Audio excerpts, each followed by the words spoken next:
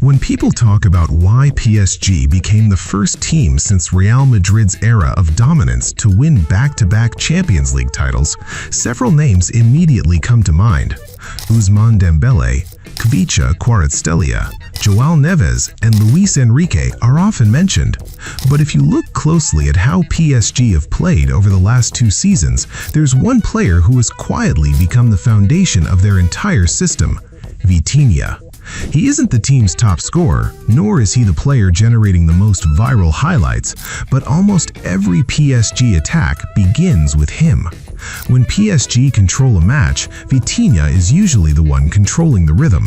When opponents try to press, he becomes the escape route. And when big games require composure, he is almost always the solution.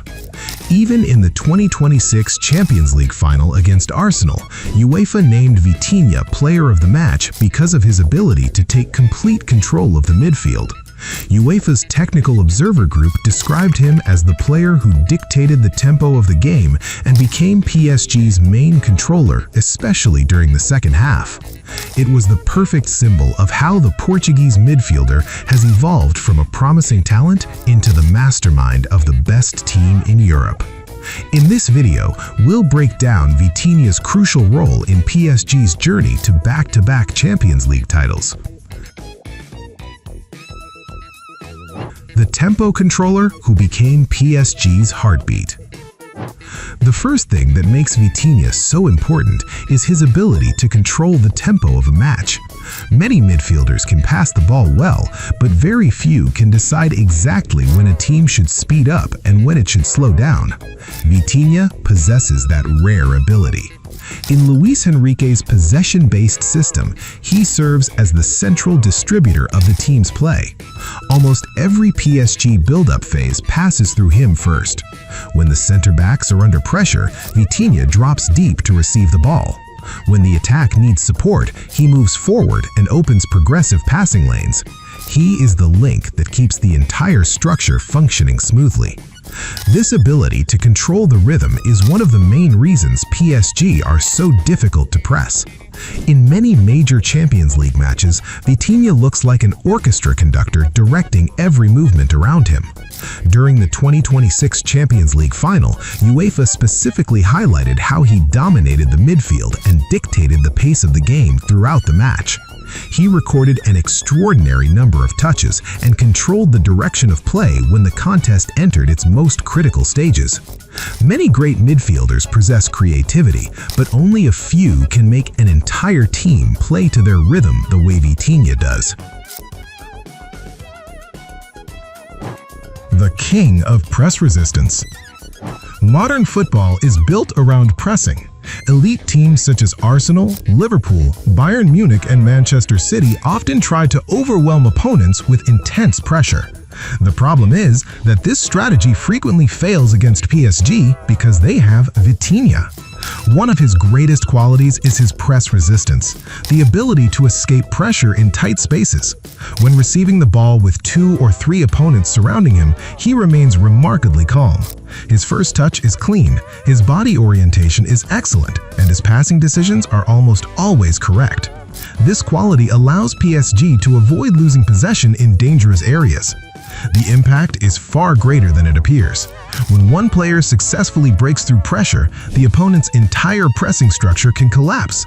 Vitinha has done this repeatedly throughout PSG's journey to 2 consecutive Champions League titles.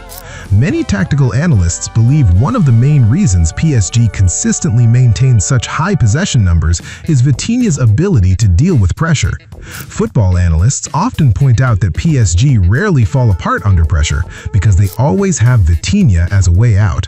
He is not just a passer, he is a pressure breaker capable of turning dangerous situations into attacking opportunities. Luis Enrique's tactical brain. Another major strength of Vitinha is the flexibility of his role. He does not operate like a traditional midfielder confined to a single area of the pitch. In the same match, he can function as a deep-lying playmaker, then become a number 8 attacking the spaces between the lines before drifting wide to help circulation on the flanks. That flexibility has become a crucial weapon in Luis Enrique's system. The Spanish coach loves players who understand space and can adapt their function depending on the needs of the game. Vitinha is perhaps the perfect player for that philosophy. Because of his exceptional positional intelligence, Vitinha makes PSG incredibly difficult to read. When opponents block passing lanes through the center, he drifts wide. When the wings are closed off, he moves into the half spaces. When PSG lose possession, he immediately contributes to the counter-pressing effort. His ability to switch roles naturally allows PSG's structure to remain stable, even as other players constantly move and interchange positions. Many tactical analysis videos have even described Vitinha as the player who allows Luis Enrique to implement positional football at its highest level. Without him, PSG's trademark flexibility would likely not function nearly as effectively. The symbol of PSG's transformation. For years, PSG were known as a club built around superstar names. The era of Lionel Messi, Neymar, and Kylian Mbappe made PSG one of the biggest attractions in world football, but it did not always create the perfect team balance. Luis Enrique's arrival changed the direction of the project. The focus shifted away from individual stars and towards structure, teamwork, and collective identity. In that transformation, Vitinha became a hugely important symbol. He is not the player receiving the most attention, but he is the foundation that allows the entire system to function. His presence perfectly represents PSG's new identity: more disciplined, more organized, and more complete. That transformation is reflected in PSG's success in winning back-to-back Champions League titles. Luis Enrique built a new culture centered on teamwork, sacrifice, and trust between players. In a system like that, players such as Vitinha become far more valuable than simple goal scorers. He allows creative talents like Dembélé, Kvaratskhelia, and Désiré Doué to play with greater freedom because there is someone maintaining balance behind them. PSG no longer depend on a single superstar. They depend on their structure, and Vitinha is at the center of that structure. A big game player for the biggest stage. Many players look outstanding against smaller teams, but disappear when the pressure rises. Vitinha has shown the exact opposite. The bigger the occasion, the greater his influence becomes. Throughout PSG's title defense, he remained a regular starter in the most important matches and consistently delivered elite performances. The final against Arsenal was the perfect example. Despite not scoring or providing an assist, UEFA still named him player of the match. That decision highlighted how his influence goes beyond basic statistics. He controlled the game from behind the scenes and kept PSG composed when the pressure reached its highest level. The numbers from the final further illustrate his dominance.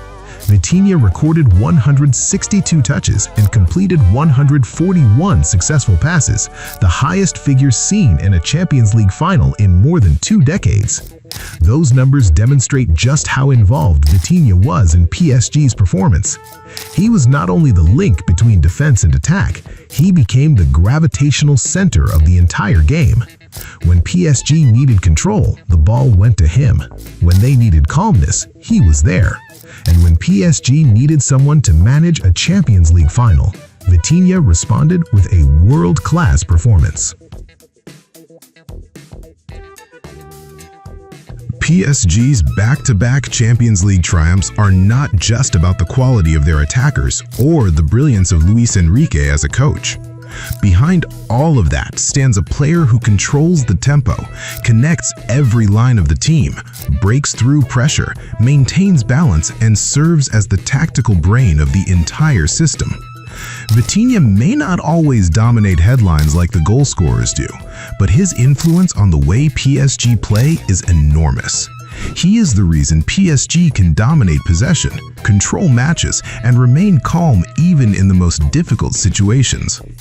If this trend continues, it may not be long before Vitinha enters the conversation as the best midfielder in the world alongside the elite names of his generation. And if PSG truly build a new era of dominance in European football, history may remember that it all started with a quiet Portuguese midfielder who rarely sought the spotlight but could control an entire game from the center of the pitch. So, what do you think? Does Vitinha already deserve to be called the best midfielder in the world? Or is there still someone else who deserves that title more? Let us know your thoughts in the comments below, and don't forget to subscribe for more exciting football content.